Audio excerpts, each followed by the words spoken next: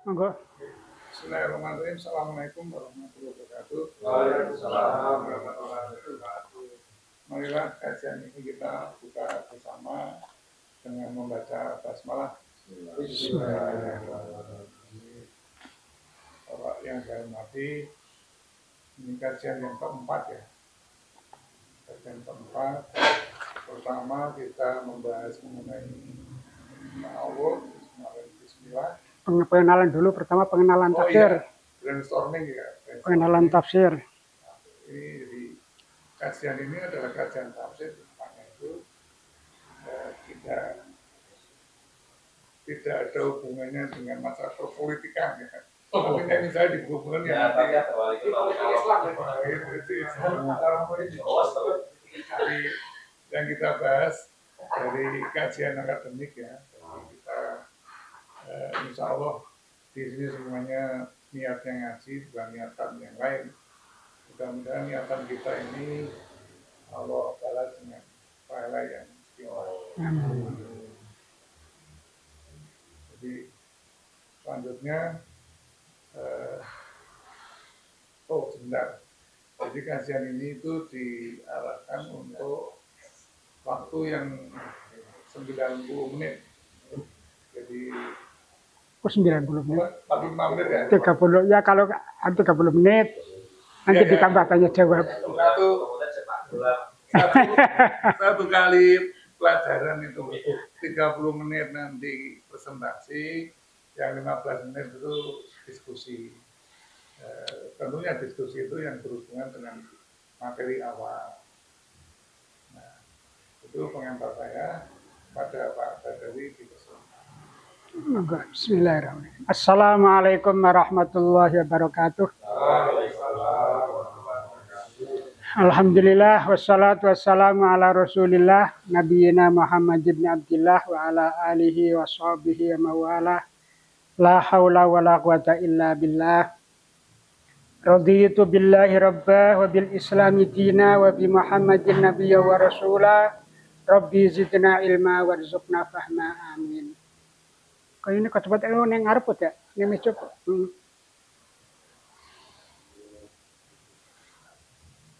Neng ngarep ora? Kelalen. Baiklah, kalau pada kajian yang lalu sudah kita bahas tafsir lafziyah. Tafsir lafziyah dari Waalaikumsalam. Dari Bismillahirrahmanirrahim. Sekarang masih melanjutkan tafsir Bismillah, tapi tafsir ahkam, yaitu hukum tentang Bismillah. Karena Bismillah ini nanti mendapatkan banyak pendapat tentang hukum dari Bismillah. Sejak dari hukum Bismillah itu sendiri sampai dengan hukum membacanya di dalam sholat. Pertama tentang hukum tentang Bismillah. Sebagian besar ulama, bahkan bukan sebagian besar, seluruh ulama berpendapat Bismillah itu adalah milik surat An-Naml ayat 30.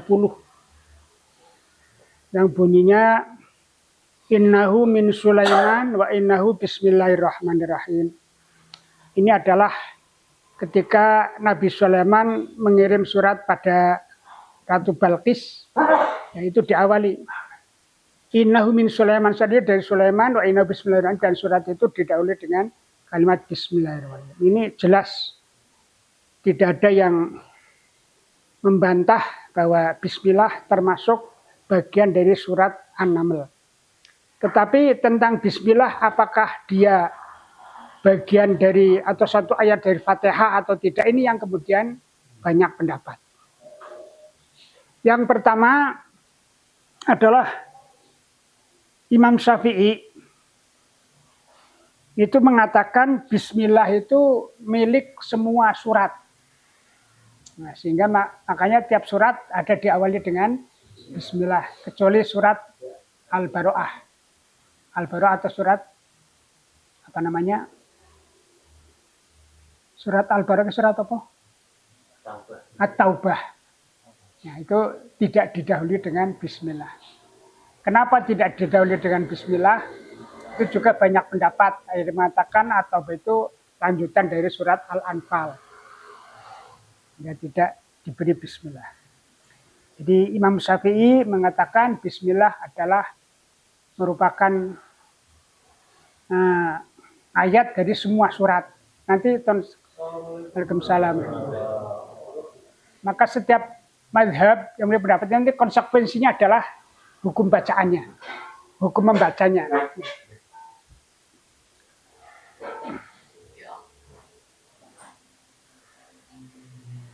Yang kedua, alasan Imam Syafi'i bahwa bismillah termasuk Al-Fatihah adalah hadis Rasulullah sallallahu alaihi wasallam, "Idza qara'tum alhamdulillahirabbil alamin," artinya jika kamu membaca Fatihah, faqra'u bismillah, maka ucapkanlah bismillah. Ini faqra'u bismillahirrahmanirrahim. Ini hadis Rasulullah sallallahu alaihi wasallam. Yang kedua, juga hadis Rasulullah mengatakan anna Rasulullah sallallahu alaihi wasallam ya kana yaftahus shalah bi bismillahirrahmanirrahim. Adalah Rasulullah sallallahu alaihi wasallam ketika mengawali salat dengan membaca bismillahirrahmanirrahim. Hadis riwayat Tirmizi dari Ibnu Abbas. Dasar yang ketiga, dalil yang ketiga adalah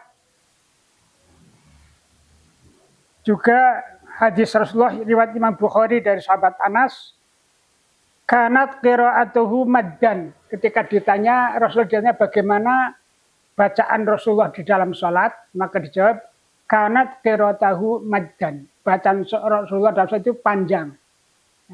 Hanya panjang itu intonasinya panjang. Summa qara'a, kemudian Rasulullah membaca bismillahirrahmanirrahim. Alhamdulillahirabbil alamin, ar-rahmanirrahim, dan seterusnya. Sehingga di sini Imam Syafi'i mengatakan karena Rasulullah ketika menerangkan itu menggunakan bismillah, sehingga dianggap bahwa bismillah termasuk salah satu ayat dari surat Al-Fatihah. Alasan yang keempat, hadis Rasulullah juga mengatakan bainana Rasulullah sallallahu alaihi wasallam. Ini hadis juga dari sahabat Anas. Bainana Rasulullah sallallahu alaihi wasallam, itu saya masih bersama dengan Rasulullah sallallahu alaihi wasallam zata yaumin, pada suatu hari. Baina al-hurina. Rasulullah waktu itu ada di belakang kami. Iza ughniya ifa'atan. Ketika itu Rasulullah kemudian mengantuk. Rasulullah mengantuk. Summa rafa'a ra'sahu, kemudian tiba-tiba mengangkat kepalanya. Kemudian mutabassiman. Setelah mengangkat kepala, tadi yang ngantuk, mengangkat kepala, kemudian Rasulullah tersenyum. Fakulna, maka kami berkata, ma'adhaka ya Rasulullah, apa yang menjadikan engkau tertawa? Qala, maka Rasulullah mengatakan, nazaltu alayya anifan suratun. Barusan saja turun padaku satu surat. Faqara, maka Rasulullah membaca bismillahirrahmanirrahim. Inna a'tainakal kautsar fasholli li rabbika wanhar. Inna syani'aka huwal abtar. Ini turunnya surat Al-Kautsar yang Rasulullah diawali dengan membaca bismillah. Ini alasan Imam Syafi'i. Sekarang yang kedua, menurut pendapat Imam Malik. Imam Malik mengatakan bahwa bismillah itu bukan termasuk ayat dalam surat yang manapun. Bukan menjadi milik surat manapun. Termasuk bukan pula menjadi bagian dari surat Al-Fatihah. Alasannya, hadis Rasulullah riwayat Muslim dari Aisyah, kana Rasulullah sallallahu alaihi wasallam yaftatihu shalah bit takbir wal qur'ani bil wal qiraatu bilhamdillahi rabbil alamin. Kata Aisyah adalah Rasulullah ketika sholat itu diawali dengan takbiratul ihram, kemudian membaca alhamdulillahi rabbil alamin. Jadi ketika tadi menurut Syafi'i ada hadis yang mengatakan Rasulullah ketika sholat bacanya panjang-panjang diawali dengan bismillahirrahmanirrahim. Sekarang menurut Imam Malik hadis yang juga sama-sama dari Anas mengatakan Rasulullah mengawali sholat dengan alhamdulillahirabbil alamin tanpa basmalah. Alasan yang kedua adalah Rasulullah Shallallahu Alaihi Wasallam mengatakan, alasan yang kedua adalah hadis yang diriwayatkan oleh Imam Muslim dari Anas juga mengatakan, Shallaitu khalfan Nabi Shallallahu Alaihi Wasallam. Saya sholat di belakang Rasulullah Shallallahu Alaihi Wasallam, wa Abi Bakrin juga di belakang Abu Bakar, wa Umaron dan di belakang Umar, wa Utsman dan di belakang Utsman. Fakanu yastaftihu bilhamdillahi rabbil alamin.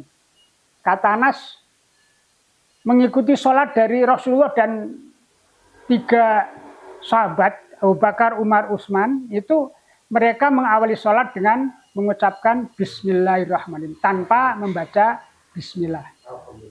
Sehingga dengan alhamdulillahirabbil alamin, sehingga oleh Imam Malik dianggap bahwa Bismillah bukan termasuk salah satu dari surat Al-Fatihah. Alasan yang kedua, juga sabda Rasulullah yang diriwayatkan oleh Imam Bukhari dan Muslim mengatakan kanu la yadhkuruna bismillahirrahmanirrahim fi awwali qiraati wala fi akhiriha.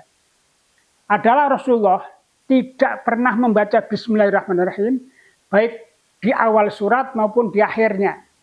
Ketika sholat sebelum membaca alhamdulillah juga tidak membaca bismillah, setelah selesai Fatihah akan membaca surat juga tidak membaca bismillah. Ini sehingga Imam Malik disimpulkan bismillah bukan menjadi salah satu ayat dari surat manapun. Yang ketiga adalah firman Allah Subhanahu wa taala dalam hadis qudsi.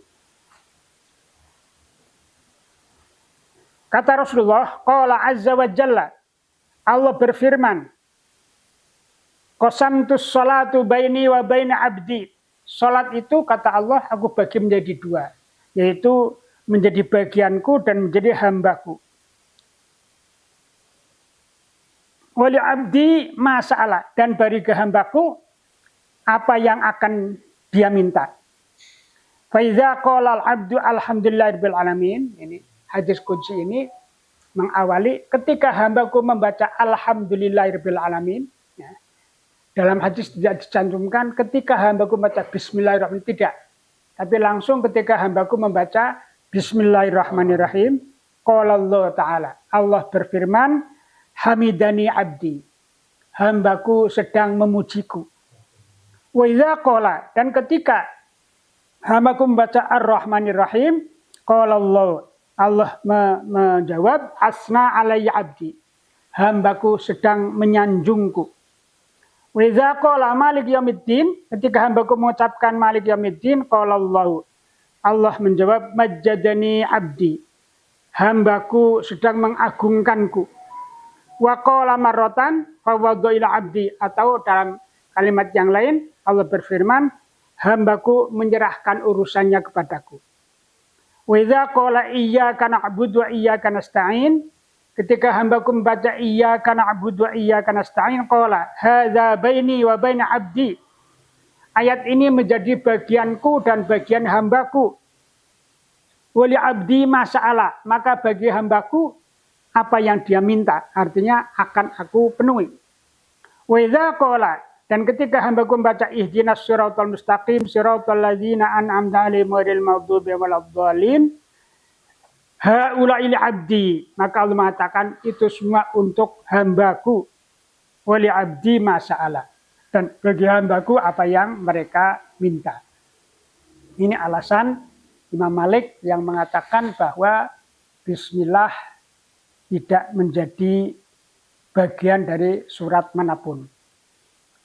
Dari hadis ini juga kita mendapatkan pelajaran, hakikatnya ketika kita sholat, membaca Fatihah itu kita sedang berdialog dengan Allah. Karena setiap kali kita membaca itu ayat, Allah memberikan jawaban. Oleh karena itu, monggo kita adab sholat kita kemukakan. Mocone nek kalau orang berdialog mestinya kan harusnya ngomongnya ditoto ngati-hati. Ora ya. Alhamdulillahirrahmanirrahim maliki yaumiddin iyyaka na'budu wa iyyaka nasta'in ihdinas siratal mustaqim tercel. Ya. Walaupun Allah tah bisa saja, tapi adabnya itu harus kita gunakan juga. Sebab nanti tartil.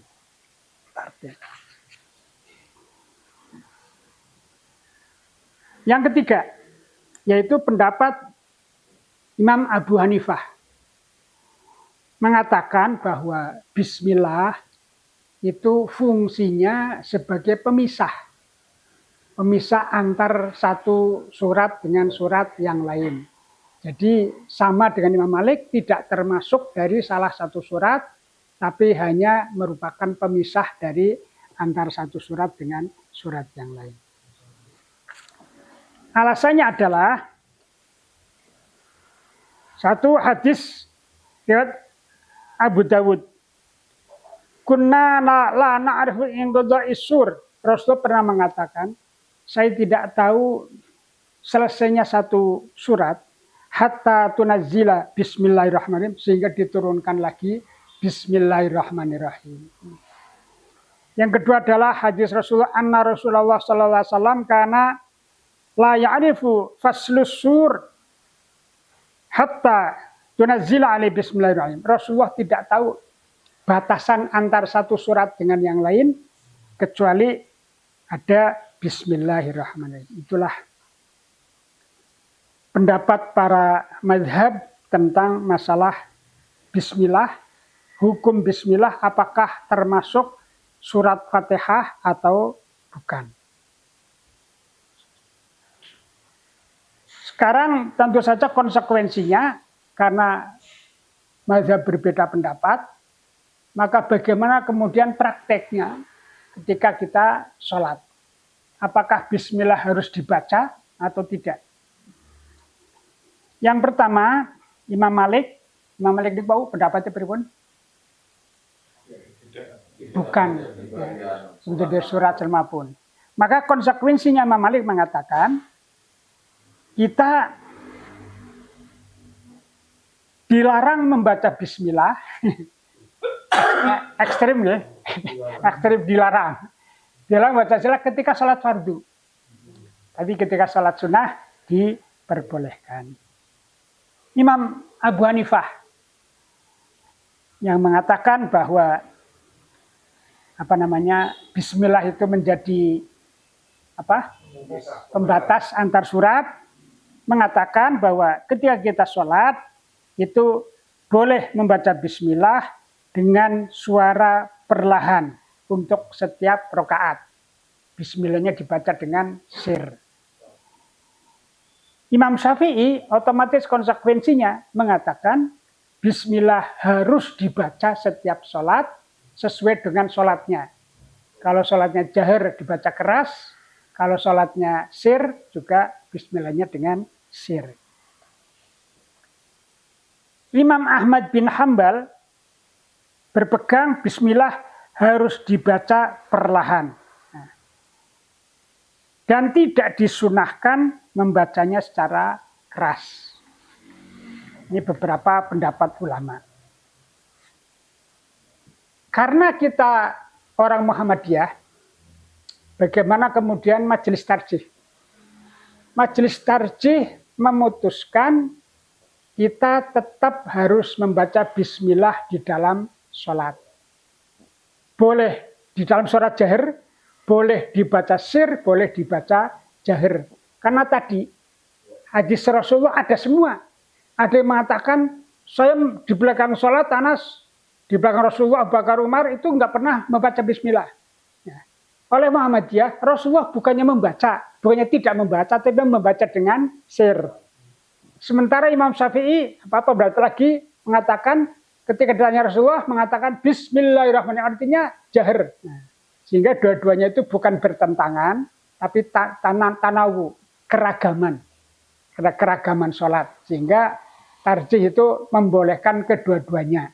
Tapi di dalam pemahaman hadis itu lebih banyak Rasulullah membaca sir ketika sholat jahar.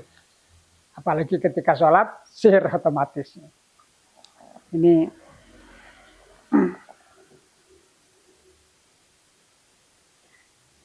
bahwa alasan dari tadi pendapat para ulama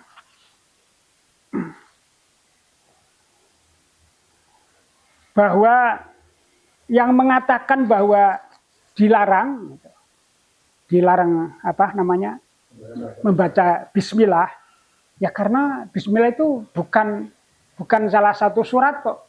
Jadi mau arep maca Al-Fatihah juga orang usah maca bismillah, arep maca surat juga tidak usah membaca bismillah gitu. Karena memang bukan bagian dari salah satu surat.